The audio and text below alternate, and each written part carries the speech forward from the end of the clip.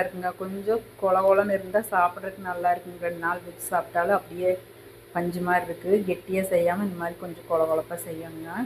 அடுத்தது இதில் கொஞ்சம் இருக்குது, சாப்பிட்டா அவ்வளோ டேஸ்ட்டாக இருக்குங்க. மீதமானது